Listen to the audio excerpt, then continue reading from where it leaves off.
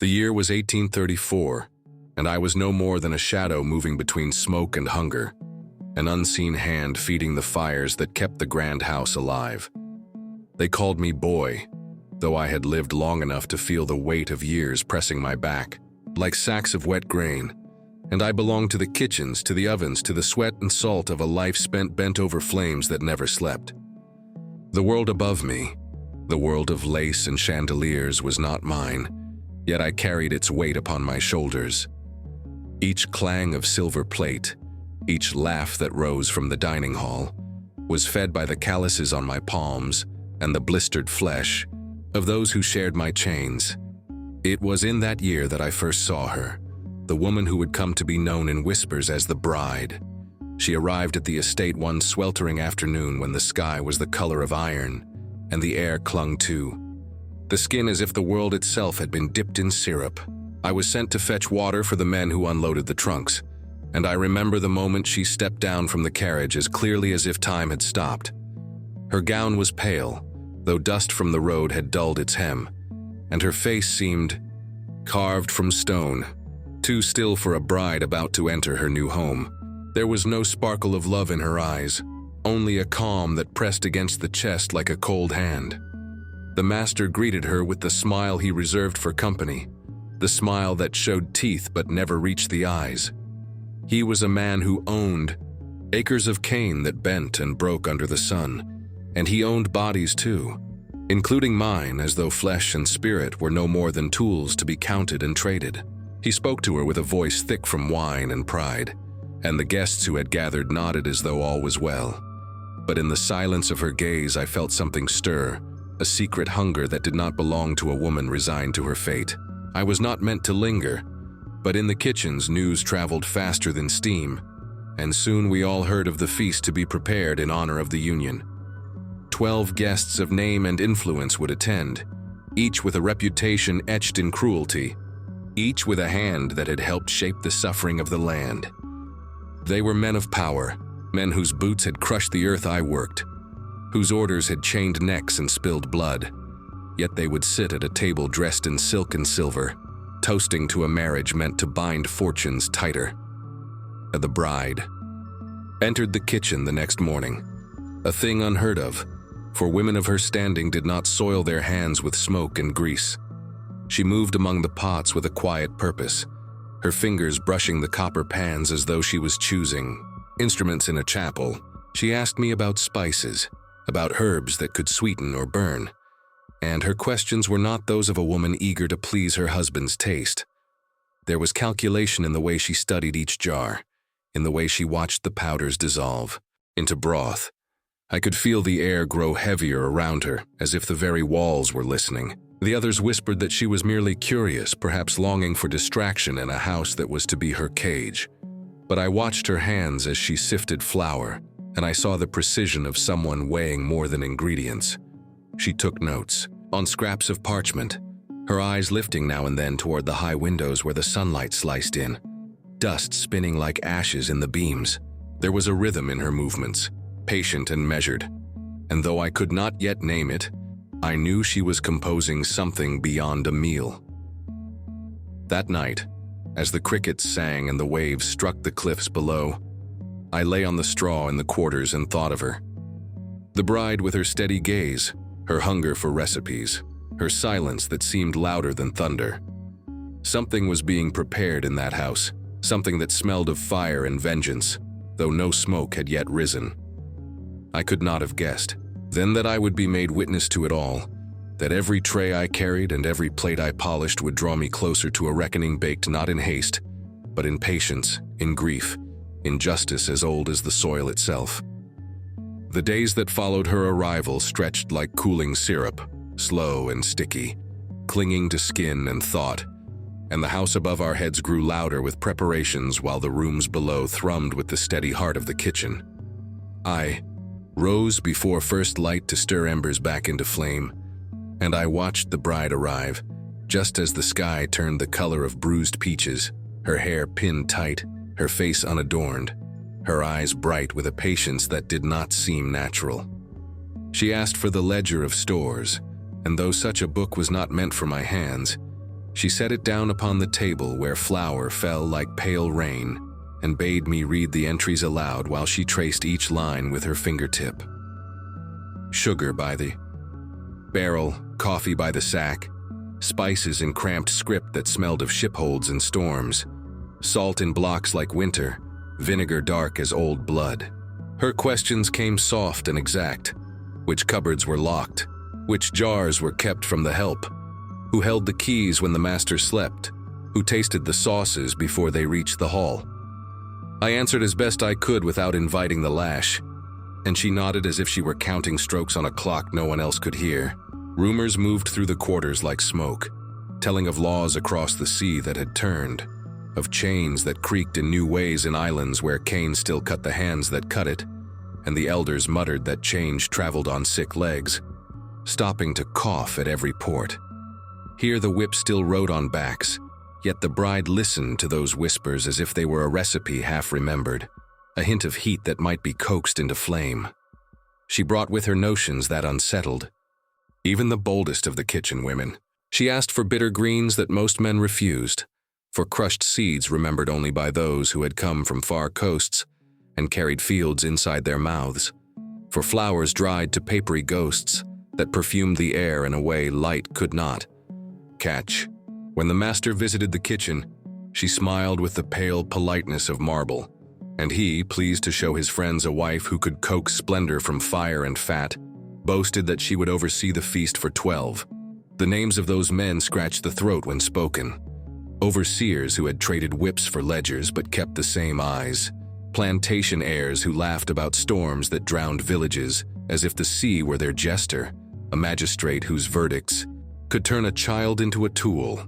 A priest with a soft voice who ate like a soldier. And others whose deeds were measured not in words, but in silence. 12 seats would be marked. 12 glasses polished until a man could see his sins clearest in the rim. The bride studied the empty table the way a surveyor looks upon raw land, measuring angles, imagining roads. She asked me to stand at one end and carry in my mind the walk a dish must take from oven to plate, which doors might stick, which corners stole heat, which places swallowed footsteps, and which echoed like a drum. On the third morning she placed before me a small cake baked in the pan we used for custards. It was beautiful in a modest way, with a gloss that caught the dawn. "Taste this," she said, "and tell me what you remember." I hesitated, for tasting was for tasters, and I was only a pair of hands, but she held my gaze until I lifted a fork and cut a sliver that melted like a thought. The flavor opened like a door onto wet soil after a storm, then lightened into something that reminded me of the cane fields just before harvest, when sweetness swells so large it aches. Beneath it lurked a shadow taste, not wrong, only solemn, the way a church smells the day after a funeral. I told her what I could. She listened, then tapped the plate with the tip of her finger, as if asking the cake a question, as if a reply might rise in the thin ring of porcelain. She baked another, then another, each with small changes only she could see, and I tasted each and spoke the memories they conjured. She never wrote down the results, yet I knew she was writing somewhere inside herself, a book without pages, bound with time. It was in these trials that I began to believe the bride was a scholar of hunger. She watched the men who came to the kitchen door with their requests and their swagger, and without speaking she learned how each lifted a spoon, how long each held it before tasting, where their eyes traveled when sweetness hit the tongue. She asked me questions about the 12 guests, not the sort that would draw attention, but questions that moved like fishes in cloudy water. Which one had an old wound that made him favor his left side? Which one wore a ring with a serpent whose eyes were stones? Which one laughed when he saw a child fall? Which one crossed himself when he thought no one saw? I answered not with certainty, but with the careful observations of a life spent invisible, and she took even my doubts in hand as a weaver takes loose fibers.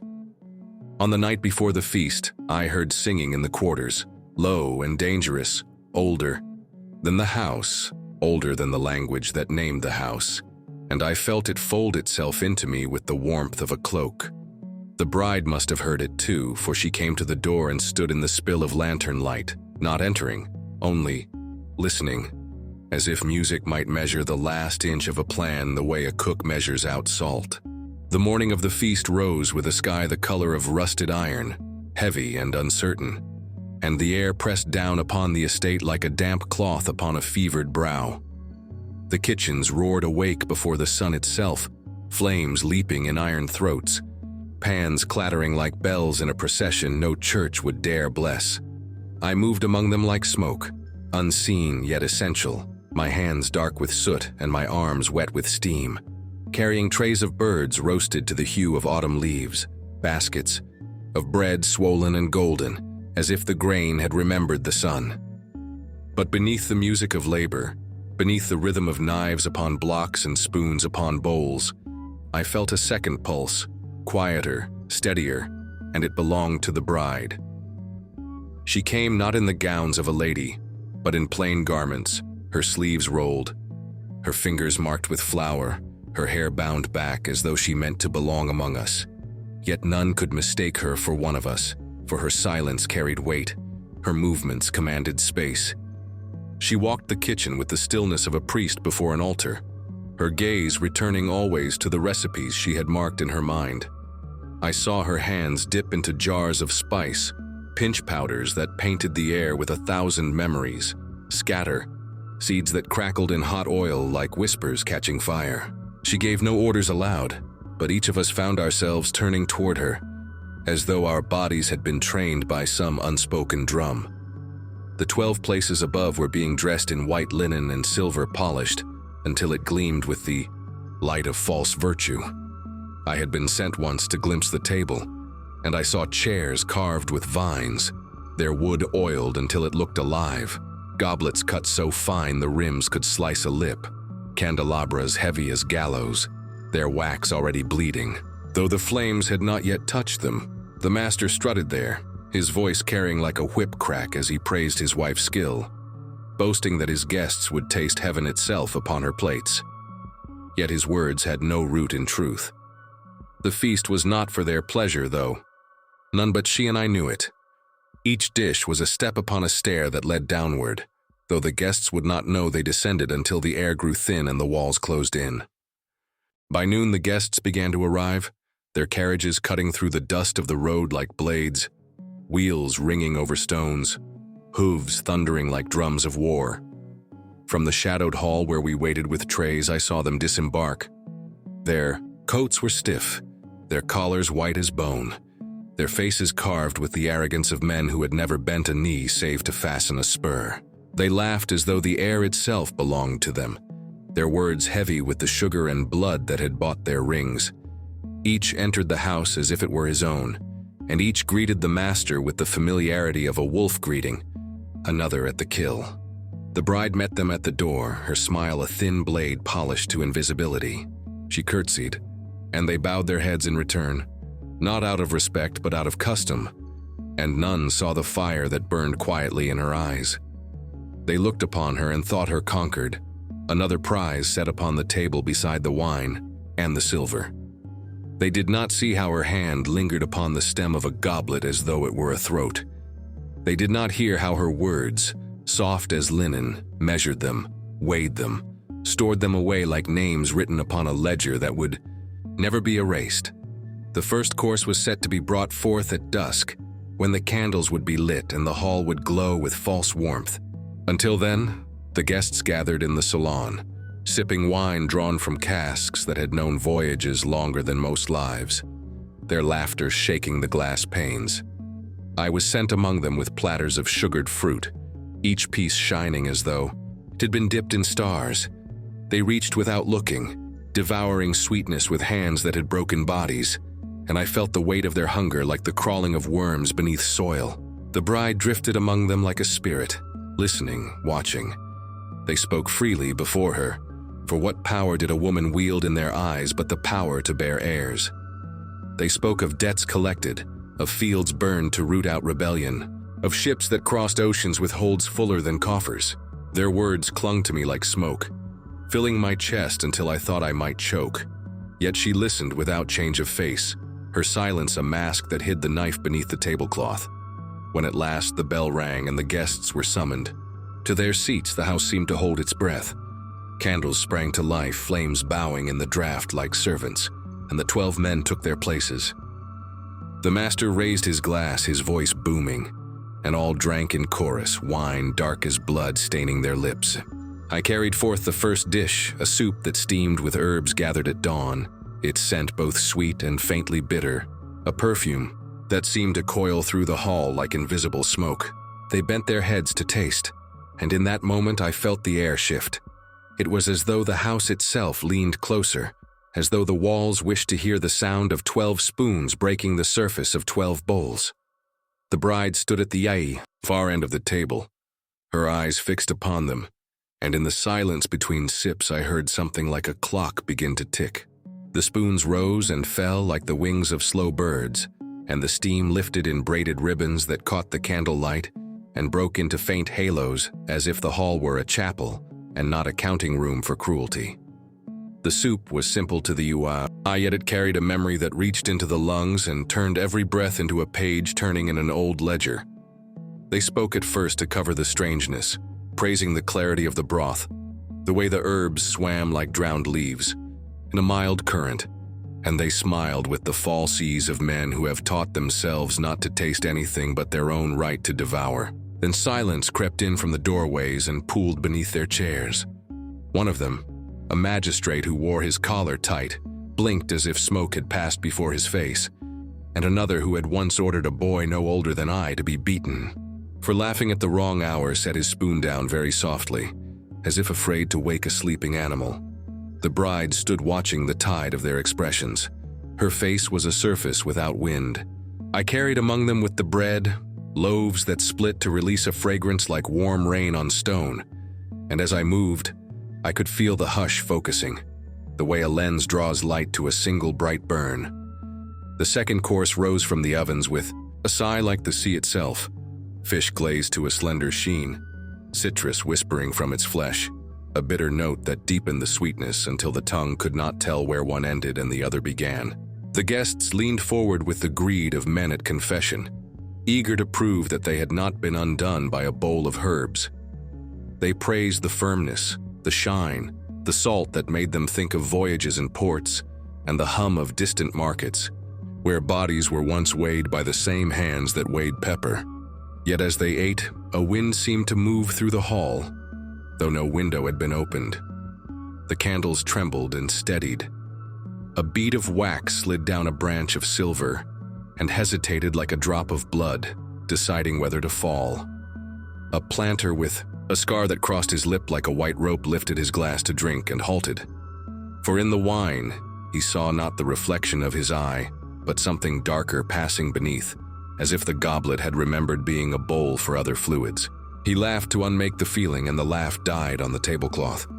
I returned below for the next dish and found the kitchen holding its own breath. Pans murmured, knives clicked, but beneath it lay the mild astonishment of a storm that has decided to arrive early. The bride entered without rush, her sleeves dusted with flour, her wrist bearing the faintest red mark from a pan she had gripped too soon. She touched each platter as a mother touches a sleeping brow to be sure fever has not returned. She said my name under her breath like a word from a language shared by few, and asked that I watch the leftmost guest when the third course arrived, the one with the serpent ring, and also the priest whose appetite had won him a chair at tables, where prayers served to oil the gears of profit. I nodded and carried the heavy plates up the stair that smelled of iron and lemon, and old wood wet with years of scrubbing. The third course was meat braised so long that the knife had nothing to do but point the way. It glistened beneath a reduction that caught the light like dark glass in a riverbed, and it carried a spice that did not shout, but opened slow as a door in a cold house. When the plates touched linen, the room changed again, not by degree, but by direction, as though a compass needle had learned a new north. The man with the serpent ring took his first bite, and his jaw paused. I had the sense of a memory climbing his throat like smoke. His eyes went to the far wall where a portrait hung of a pale ancestor who had added a tower to the house and a dozen names to an inventory. All at once his gaze slid to the window, though night had already made a mirror of it, and for the smallest moment, I thought he searched the glass for a figure standing in the garden. He swallowed and tried to speak praise, only the words crumbled like wet crust. The priest ate steadily, yet he began to cross himself between mouthfuls. Not a dramatic gesture to be admired, but a furtive movement, as if a palm hidden beneath. The tablecloth could draw a shield across the tongue. The master noticed none of it. He was busy telling the story of a hurricane that had spared his main house and flattened the quarters. And he told it as a joke with a punch so hard even the guests looked to the candles to avoid meeting one another's eyes. The bride smiled, thin as a knife's reflection, and lifted a carafe to refill his glass. As she leaned, a thread of her hair slipped free and for an instant brushed the back of his hand. He shivered as if he had been touched by cold water, and then pretended it was nothing. When her eyes rose, they met mine for the first time that night, and something passed between us that was not language. It was a scent. It was a note struck on the low key of a piano that only those in the cellar can hear. By the fourth course, the storm that had rusted the morning sky reached the cliffs and began to walk its fingers along the glass. Rain came as a sound before it came as water.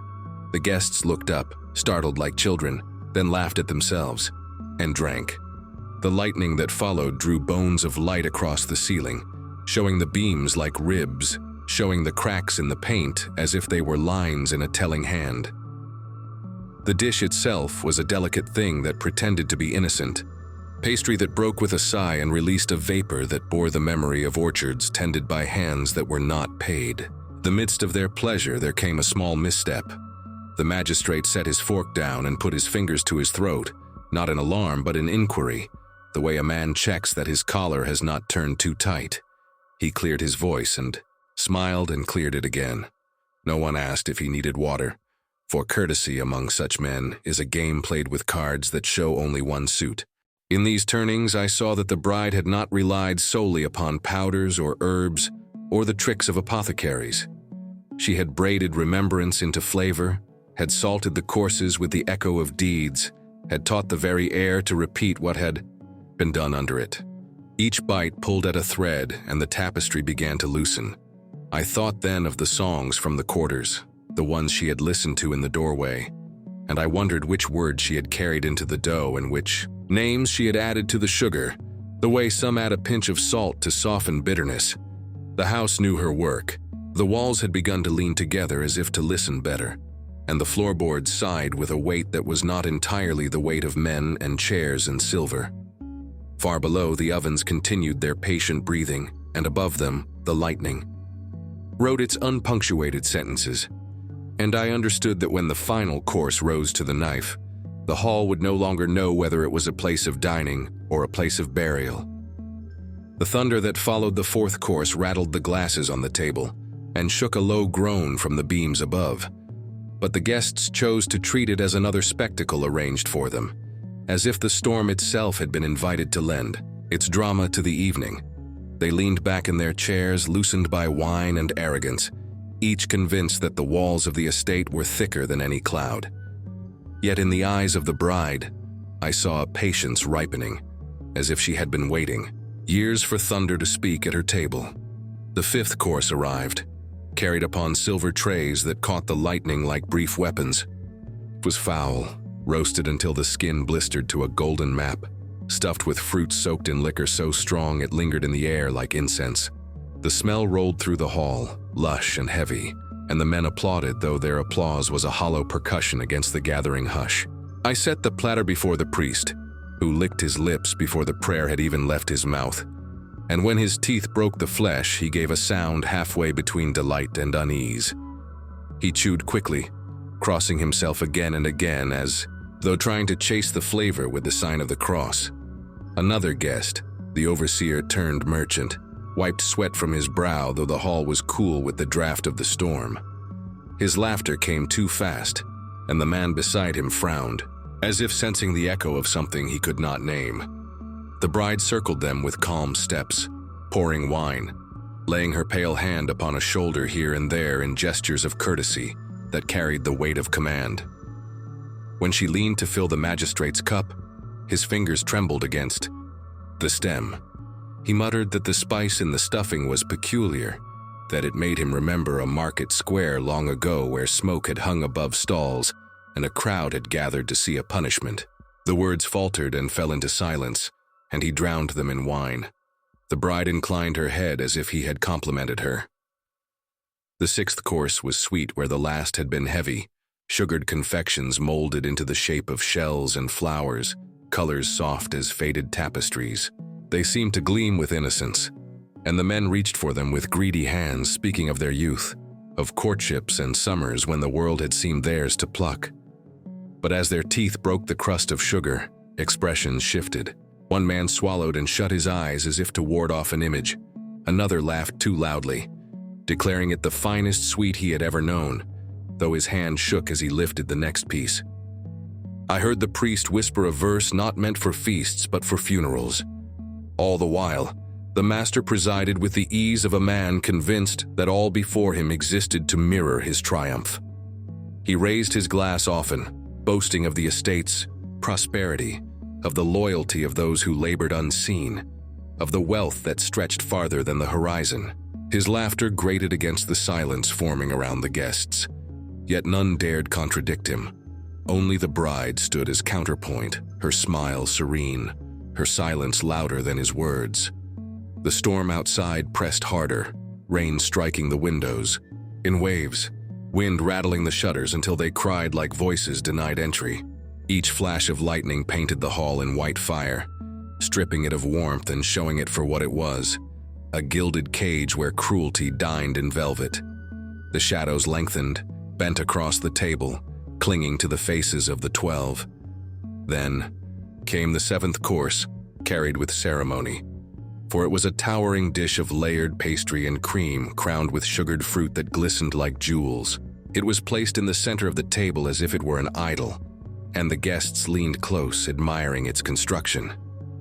The bride took the knife herself and cut it into 12 equal portions, her hand steady, her eyes never leaving their faces. One by one the plates were served, and one by one the forks descended. The taste was extraordinary, and yet each man reacted as though the sweetness concealed a voice whispering his name. I saw the serpent-ringed man stiffen, his jaw tight, his gaze unfocused, as if the pastry had opened a door to some locked chamber in his mind. Another dropped his fork, muttering that the filling tasted of smoke, though no fire had touched the dish.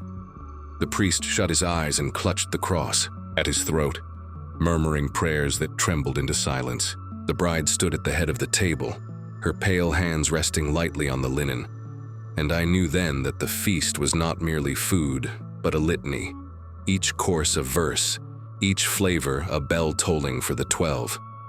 I felt it in the marrow of my bones, in the salt of my sweat, that the night was no longer moving forward in time but circling, drawing tighter with every swallow, until the house itself would be bound in her design.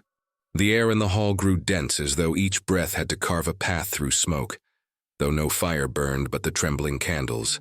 The guests shifted in their chairs, restless, some tugging at collars, others drumming fingers against the linen, each pretending at ease while unease crept into their marrow.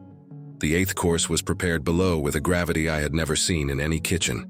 The bride oversaw its birth as a priest might oversee the final rites of a soul, her hands steady, as she arranged herbs in patterns that reminded me of scars, her gaze distant yet burning, as if she listened to voices none of us could hear. When it was done, I carried the platters up the stair, and though the food steamed with the fragrance of spice and fire, the weight in my arms felt more like a coffin than a meal. The dish was meat again, darker this time, lacquered in a glaze that shone almost black beneath the candlelight. Each guest received his portion, and though hunger had driven their hands swiftly before, now they hesitated, forks hovering as though the flesh might rise and bite back. The serpent-ringed man was first to pierce it, and as he lifted the morsel, the lightning flared so brightly that his face was briefly a skull, the shadows etching the sockets where his eyes lived. He chewed, and I saw his throat work hard against the swallow, as if the food carried edges within it. One by one, the others followed, and silence thickened until only the storm outside dared to speak. The magistrate coughed, once, twice, then dabbed his lips with a napkin as though disguising weakness. The priest dropped his fork altogether and clasped his hands, whispering words so rapid and low they seemed to crawl along the table like insects. A planter known for his cruelty toward the quarters gripped his chair until the wood creaked, staring at his plate as if it accused him.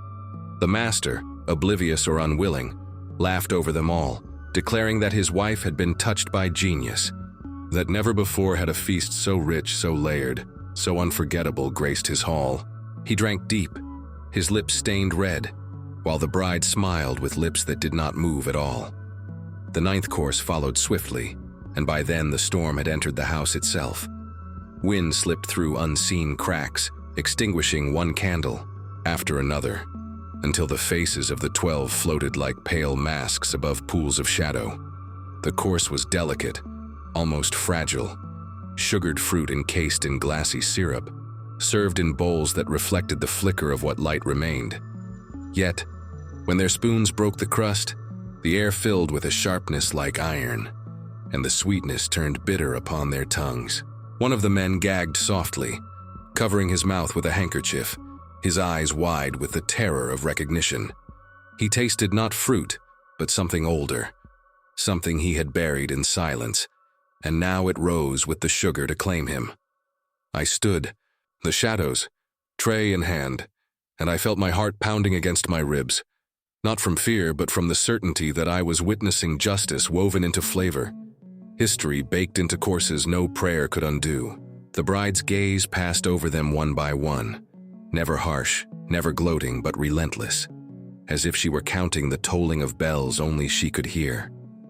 The hall stank now of sweat beneath the perfumes of the feast, of fear mixing with wine, of candles struggling against the dark. When the 10th course came, it was silence that carried it.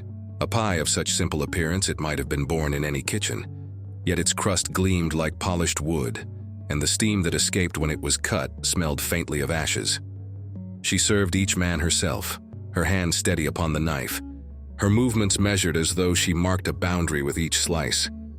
They ate but slowly, warily, and as they chewed, lightning filled the windows again, showing the sea below thrashing like a chained beast.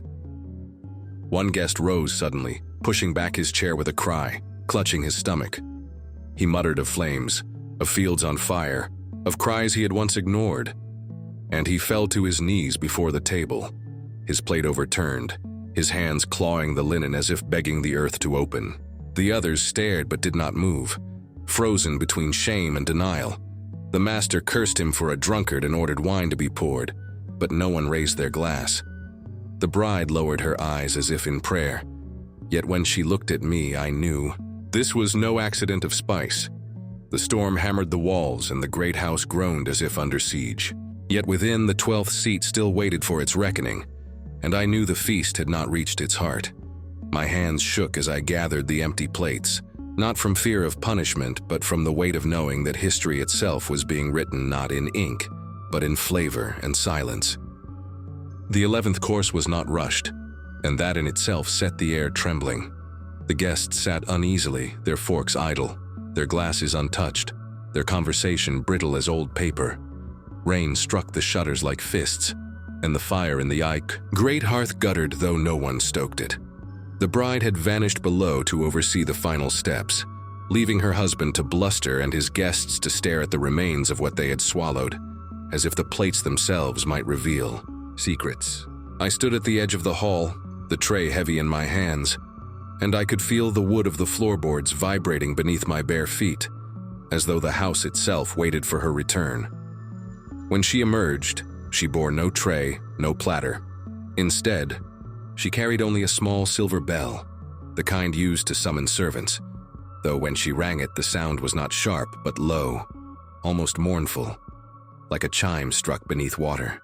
At that signal, I and the others brought forth the 11th course. It was unlike any of the earlier offerings, neither heavy nor delicate, but solemn in its form. 12 small tarts, each encased in pastry so pale it seemed carved from bone, their tops glazed to a faint sheen that caught the candlelight in trembling circles. Each tart was placed before its chosen guest, and each guest regarded it as though it were a mirror set upon the table. The master, flushed with wine, declared it beautiful, but his words found no echo. The serpent-ringed man touched his fork to the crust and drew back as if it had burned him. The priest crossed himself before daring a taste. The magistrate muttered something of debts and ledgers, his hands twitching like spiders over the linen. One by one, with dread heavier than hunger, they bit into the tarts. And one by one their faces shifted, not in pain, not yet, but in recognition. For the fillings were not of fruit or cream alone, but flavors that pulled at their memories like hands dragging them backward. One tasted smoke and saw again a village set aflame. Another tasted salt and heard the cries of men thrown from a deck into the sea. Another tasted iron and felt the weight of shackles he had ordered bound. Each swallow was a step backward through years of cruelty, and the hall grew thick with the sounds of breath caught in throats, of chairs creaking beneath bodies that suddenly seemed too heavy to bear their own weight. The bride did not eat. She stood at the head of the table, her hands folded, her eyes unblinking. The master barked at his guests to compose themselves, to honor his wife's skill, but his voice was thin against the storm that howled through the shutters and the thunder that walked across the roof. When he lifted his own fork and tasted, his bravado faltered. For an instant he looked at her not with possession but with a flicker of fear, as if he had glimpsed that he too was counted among the 12. The 11th course passed into silence, and silence itself became a presence in the room, pressing upon shoulders, sinking into lungs. The men no longer met one another's eyes. They stared instead at their hands, their plates, their reflections trembling in the wine they no longer dared drink. The candles guttered lower, smoke curling upward like black threads stitching the air closed. I gathered the empty plates and carried them down, and there in the kitchen I saw the bride once more. She was preparing the final course, and I understood then that everything before had been prelude, a gathering of shadows, a weaving of threads. Upon the long wooden table lay the cake, towering white as a shroud, each layer bound with cream smooth as marble. Yet beneath its beauty I felt a weight, as though it were not made of flour and sugar, but of stone and bone. She circled it with slow steps, laying her hand against its side as one lays a hand upon the coffin of a loved one. Then she turned to me, her eyes calm, and spoke for the first time words meant only for me. "You will carry it," she said, and with that I knew that my hands would be the ones to bear the 12th course into the hall, that I would walk the length of the table, like a pallbearer, that I would place before them not a dessert but a judgment. My knees weakened, not from fear of lash or punishment, but from the weight of history that now leaned upon my shoulders. For in that moment I was no longer merely a servant, no longer invisible. I was witness, and I was instrument. The 12th course rose from the kitchens like a funeral procession, and I was its bearer. The cake stood taller than any I had ever seen, layer upon layer gleaming white, its surface smoothed to perfection, adorned with sugared flowers that seemed to bloom from frost. It smelled of vanilla and citrus, but beneath that sweetness lay a deeper scent, faint and metallic, like the taste of iron on a bitten tongue. My arms trembled as I lifted it, not from weight alone, but from the knowledge that this was not a confection but a sentence. The others cleared the way as I climbed the stair, and the house seemed to fall silent save for the storm's distant roar and the slow drag of my breath. When I entered the hall, every candle flame bent toward me as though pulled by the gravity of what I carried. The guests leaned forward, their faces pale masks streaked with sweat, their eyes wide with the unease they no longer bothered to hide. The master, eager to reclaim the night, clapped his hands and declared that the feast's crown had arrived, that his bride had gifted them with splendor none would forget. He did not know how right he was. I placed the cake upon the center of the table. The knives glimmered nearby, polished to mirrors waiting, but it was the bride who reached for one, her hand steady, her gaze calm. She stood before the cake as though before an altar, lifted the blade, and in the silence that followed, the storm's thunder drove it down through the top layer. The sound was soft, like cloth tearing, yet it seemed to echo through the bones of the house. She cut 12 slices, each precise, each deliberate, as though with every motion she carved not cake, but a name into eternity. The plates were passed, one by one, until each guest had before him a portion of the white tower. For a moment they hesitated, their forks suspended, the air thick with the scent of sugar and dread. Then the serpent-ringed man, perhaps desperate to prove courage, sank his fork into the slice and raised it to his mouth. He chewed once, twice, and then his hand froze. His eyes widened as though he were staring into some abyss no one else could. See? A sound escaped his throat, half gasp, half sob, and he dropped the fork. The others followed, some slowly, some greedily, each swallowing, each shuddering as the sweetness turned to ash upon their tongues. For the cake held not flavor alone, but memory, bound into its layers like spirits into a tomb. Each bite carried a name, a face, a scream. They tasted smoke from fields set alight, salt from tears shed on auction blocks, iron from shackles dragged across raw skin. They tasted the bitterness of stolen lives, the sourness of promises broken, the raw sweetness of joy crushed beneath the heel of profit. Their laughter faltered, their boasts died in their throats. One clutched his chest, gasping as though the air itself condemned him. Another fell to his knees, his plate shattering upon the floor, his hands clawing at the tablecloth as if he could tear away the past. The priest tried to pray, but his voice cracked and failed, the words spilling like broken glass. The master alone forced a laugh, though it rang hollow, a brittle thing. He demanded to know what trick had been played, what nonsense had infected his guests. He turned upon the bride, his face flushed with rage, yet she met his fury with calm. "You wished them to remember this night," she said, her voice soft yet filling every corner of the hall. "And they shall. They will carry it in their flesh, in their blood, in the silence that waits for them." At that moment lightning split the sky, the windows shuddered, and the house seemed to groan as though it could no longer hold the weight. Within its walls, the 12 guests writhed, cursed, begged. Some cried for forgiveness, others for wine, others for God. But the hall answered only with the storm's roar and the bride's silence. She stood among them as judge and executioner, and I, still in the shadows, knew I had borne into this room more than a cake. I had carried the weight of centuries, set down upon linen, dressed in sugar, delivered into the mouths of those who believed themselves untouchable. The 12th course was not dessert, it was reckoning, and as the first chair toppled, as the first goblet fell and spilled its red across the cloth like blood upon snow, I understood that the house would not see another dawn unchanged. The hall broke open like a carcass under too much weight. The laughter of men turned to coughing, to gagging, to screams dragged raw from throats that had only ever known commands and songs of victory. Chairs skidded back and toppled, boots scuffed. Against the floor, silver clattered, and the music of wealth unraveled into the clamor of fear. The serpent-ringed man fell first, his body convulsing, his hands clutching at the air as if he might strangle the memory that now lived inside him. He thrashed until his head struck the edge of the table, and then he lay still, eyes wide, staring at the ceiling beams that the lightning had turned to bones. The magistrate stumbled next, rising with a cry that turned to a gurgle. He staggered toward the door, but the heavy wood did not yield. It was as though the house itself had turned against them, sealing its ribs, trapping its heart within. He clawed at the handle until his nails split, then collapsed with his face pressed to the wood. Whispering names, no one answered.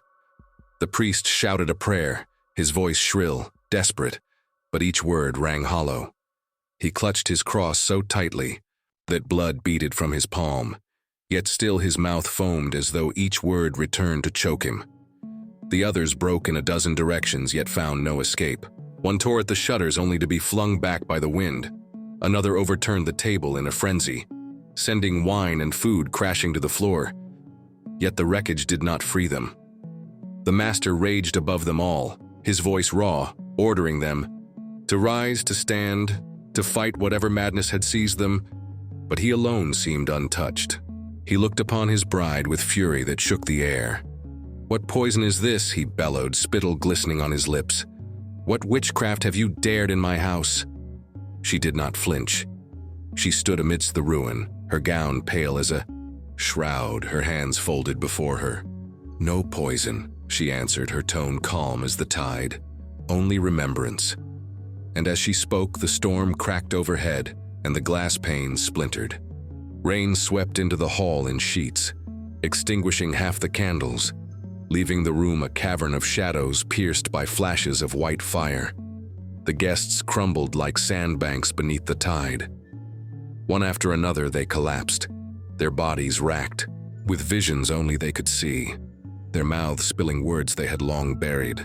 I heard confessions torn from unwilling throats, the overseer crying out for the child he had ordered whipped, the planter begging forgiveness from a woman whose name he could no longer recall, the merchant mumbling about bodies stacked in the hull of a ship. Their voices tangled with the storm until it was impossible to tell thunder from wailing. I clung to the wall, tray clutched to my chest, my heart beating like a drum too near the fire. I should have fled, yet my feet rooted themselves. I understood then that I was not servant alone, but witness, chosen to see and carry this story forward. For while they fell, the bride's gaze turned upon me once, and in it was no command, no threat, only a question. Would I remember? Would I speak? The master alone remained standing, chest heaving, eyes blazing.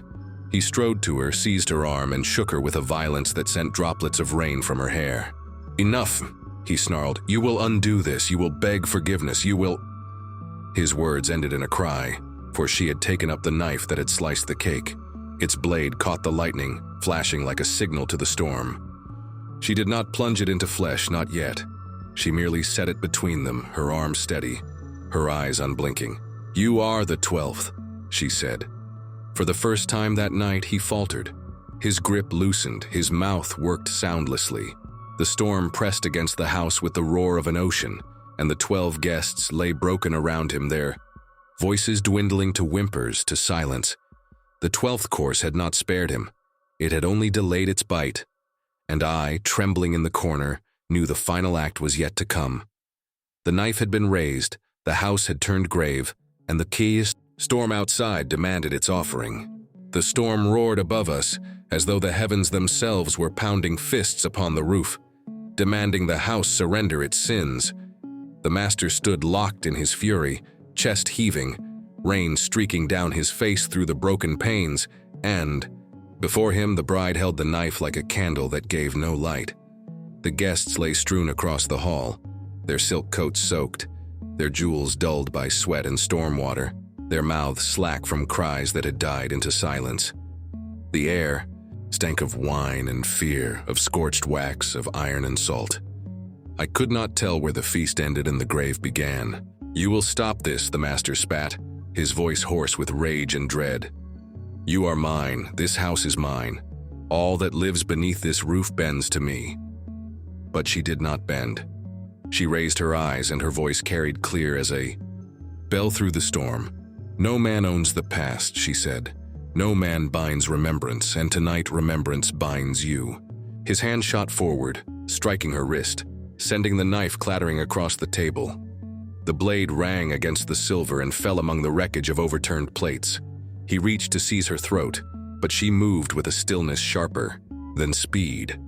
Her hand closed around the goblet before him, the one he had lifted so many times in pride.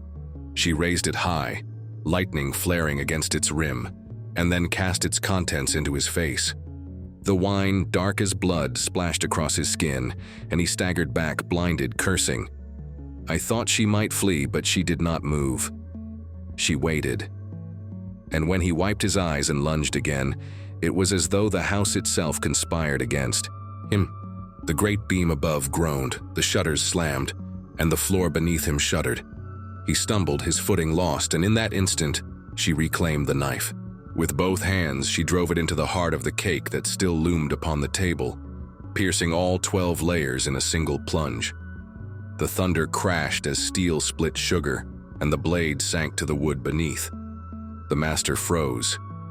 His eyes widened, His face contorted and he gasped as though the wound were his own. He clutched his chest, staggered, and fell to his knees. No blood marred his coat, yet the life drained from him all the same, as if the cake itself had carried the weight of every crime, and by breaking it, she had broken him. He collapsed beside the table, his body twitching once, then still. His mouth open to the rain that poured through shattered windows. The bride stood over him, her hand still resting on the hilt of the knife that pinned the cake like a corpse upon a bier. Her face was pale but untroubled, her eyes shining not with triumph but with certainty. She turned to the 12 broken bodies sprawled around the hall, then to me, still rooted in shadow with the tray clutched to my chest. "Bear witness," she said softly, her voice almost lost to the storm. "For if no one carries this, they will rise again in silence. You must carry it." The house groaned, the storm shrieked, and I felt the weight of her command press into my bones. I wanted to cry out, to say I was no prophet, no chronicler, only a boy bent to the kitchens and the lash. But her gaze held me fast, and in it I saw not command but plea. She had not prepared this vengeance for herself alone. It was for all who had been silenced, all whose hands had built this house, all whose blood had sweetened its fields. The candles sputtered and died, leaving the hall in darkness save for the flashes of lightning. In those bursts of light, I saw her standing among the fallen like a statue carved from storm itself. The 12th course had been served, and it had claimed them all. I do not know how long the night stretched after that. The storm raged until it seemed the sea itself would rise and swallow the estate, yet no one moved, no one stirred. Only I remained alive to see her leave the knife in the cake, to see her turn and walk slowly toward the door, her gown trailing through puddles of wine and rain. She did not look back, and I, trembling, heart pounding, realized the tale had passed into my keeping. The storm broke at last in the small hours, leaving behind a silence so vast it felt like another presence in the house. I sat in the kitchen doorway with my back against the stone, too weary to move, too stunned to sleep. The ovens had gone. Cold, the flames drowned, and smoke clung to the beams like old grief. Above, the hall was still. Only the drip of rainwater through the shattered windows marked the passing of time.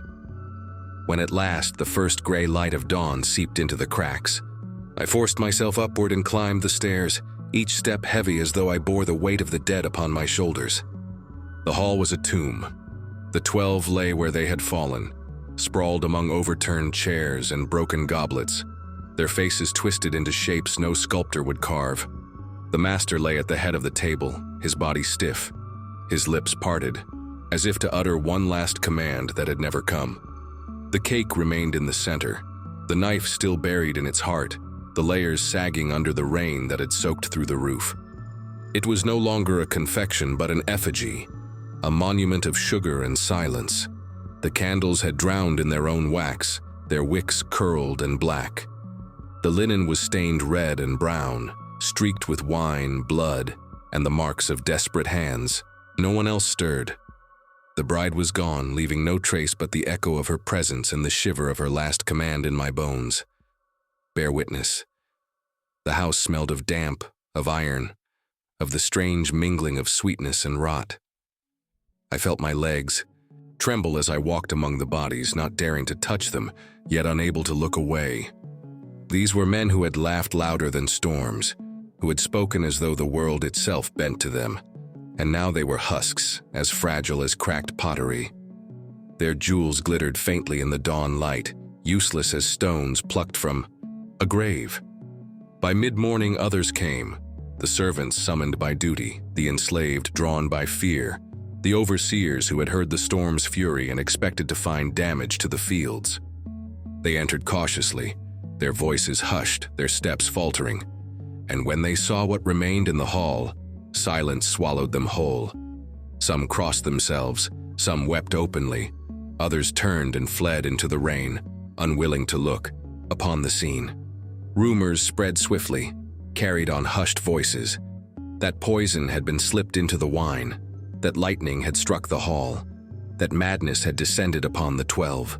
None spoke of the bride, though her absence was a wound, more eloquent than any words.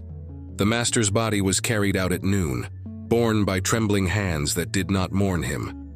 The others followed, their coffins hammered together hastily, their names whispered with fear as though to speak them too loud might call them back. No priest dared bless the ground, for the priest lay among them. The earth took them without ceremony, and the wind moaned across the fields like a congregation without hymns. In the quarters that night, voices rose low and careful.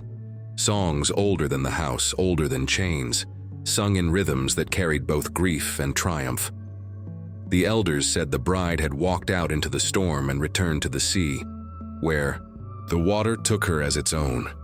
Others swore she had vanished into the cane fields, her pale gown trailing like mist until it was lost to sight.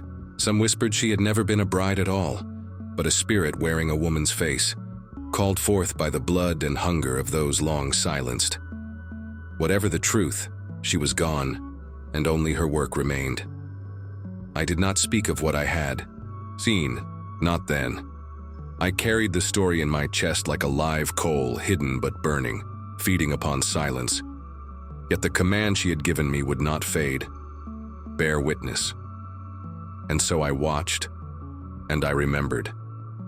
I watched the estate crumble in the years that followed, the fields overrun, the house abandoned by those who once thought themselves immortal. I watched the land change hands, the walls fall, the sea reclaim stone by stone. But always I remembered. The feast, the 12 guests, the cake that was no dessert but a judgment. Now when the wind rises and the night is long, I hear again the sound of 12 spoons breaking the surface of 12 bowls, and I smell sugar turning bitter on the tongue. And I know she was right. No man owns remembrance. Years unspooled after that night, but the house never shed the weight of what had occurred within its walls. The estate changed hands, sold in quiet desperation to distant relatives who never lived within it, for the locals whispered too often of the feast and the storm, and no overseer could keep men steady in fields shadowed by such a memory. The windows were boarded, the shutters nailed shut, the grand hall left to the dust. Yet the story seeped outward like rain through cracks, finding its way into quarters, into villages, into markets where traders muttered it with nervous laughter, never meeting one another's eyes. At first it was told as a warning, the tale of a bride who cursed her own wedding feast, a woman who poisoned 12 powerful men in one night. Some claimed she baked their sins into the dishes, others that she struck bargains with spirits beneath the sea, and still others whispered she was vengeance itself in human form. The masters of neighboring estates dismissed it as superstition, yet none dared invite 12 men to dine in the same hall again. Too many felt the weight of their own crimes upon their shoulders and feared what might be served if the wrong woman bore the knife. Among the enslaved, however, the tale became something else. It was not warning but hope. They sang of her beneath their breath as they cut cane, her name never spoken aloud but carried in rhythm and silence. They said she had walked into the storm not to vanish, but to join those who had been lost to chains and oceans, that she lived still in the taste of bitter almonds and in the sharpness of herbs that burned the tongue.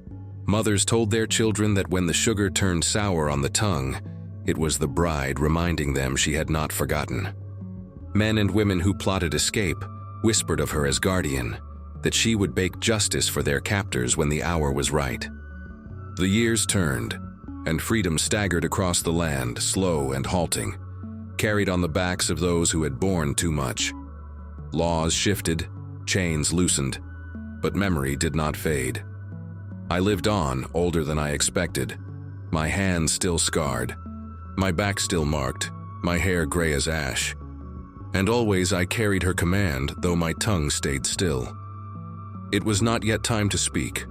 Only in the quietest hours, when the sea moaned against the cliffs and the wind rattled the broken shutters. Of the abandoned hall, I whispered to myself what I had seen so the memory would not rot away. As I grew into age, younger men and women asked about the night the 12 died. Some spoke it boldly, laughing as though daring me to confirm their legends. Others asked in hushed voices, afraid to know. I gave them no answer but silence, for the memory was not mine alone to give. It belonged to the dead who had built the house, to the living who still bent beneath its shadow, to the unborn who would need its fire when the darkness closed around them again. Still, the story grew without me. I heard versions where the bride had lifted the knife and cut the throats of each guest one by one. Versions where she danced upon the table as the house burned to cinders. Versions where she rose into the sky, with the storm, her gown spreading into thunderclouds. None were true, yet all were right, for each carried the weight of what mattered.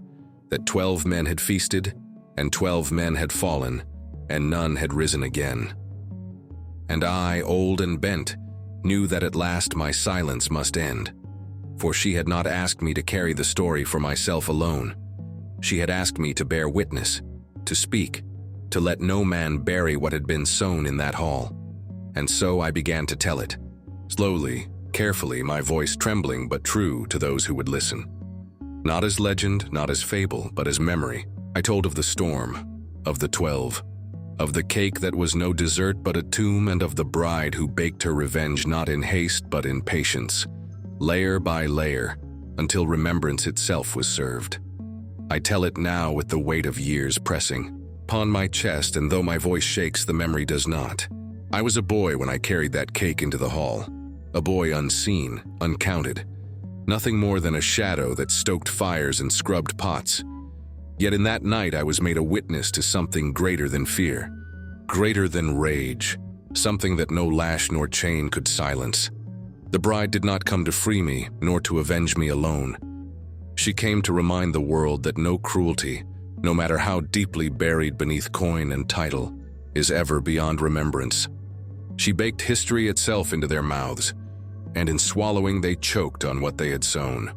I lived long enough to see freedom crawl like a wounded beast across the land, slow, halting, unfinished. I lived long enough to watch men who had sworn themselves untouchable fall nameless into graves, while the story of the bride grew brighter with each retelling. And I lived long enough to understand that she had given me a task greater than survival. To bear witness, to pass the tale forward, to let no silence smother it. So I tell it now, not to frighten but to remind that the sweetness of this world is never free, that sugar carries the taste of blood, that feasts can become graves, that remembrance is the sharpest knife. I have seen children sit wide-eyed. At the telling, their small hands clutching each other in the dark. I have seen elders nod, tears in their eyes, as though the tale answered questions they had never dared to ask. And I have seen strangers leave in silence, unable to meet my gaze, for the story touched too close to sins still unconfessed. Each listener becomes part of it, as you are now. The bride's vengeance was never meant to end with the 12. It was meant to live, to echo, to remind. Perhaps you will dream of her, walking the hall in her pale gown, the storm at her back, her hands dusted with flour and ash. Perhaps you will smell sugar turning bitter on your tongue and know she is near. Perhaps you will stand in some grand house, hear laughter that tastes of cruelty, and remember this story before the feast begins. And if you do, then you will have honored her command, as I have tried to honor it all my life. So I place it now into your hands, the story of the bride who baked her revenge for 12 guests in 1834. Remember her, speak of her, let her walk in your words, for she is not gone. She waits in kitchens and in fields, in the sound of knives upon boards, in the whisper of storms against shutters. She waits in the sweetness that turns suddenly to ash. And if ever you are asked what justice looks like, tell them it comes layered, as a cake, patient as an oven, silent as a bride, and certain as the tide. Tell them it comes not swiftly but surely, and when it is served, no man may rise from the table unchanged. Now the telling is done. The hall has emptied, the candles have died, and I have given you what she gave me. Carry it. Do not let it rot, in silence. For remembrance is the only feast that never ends, and if my voice has moved you, lend me yours. Leave your thoughts as footprints where this tale found you, so others may follow them into the dark halls where history still breathes. Share the story, speak it aloud, let it gather more voices. And if you would hear more like it, return to this fire and sit with me again.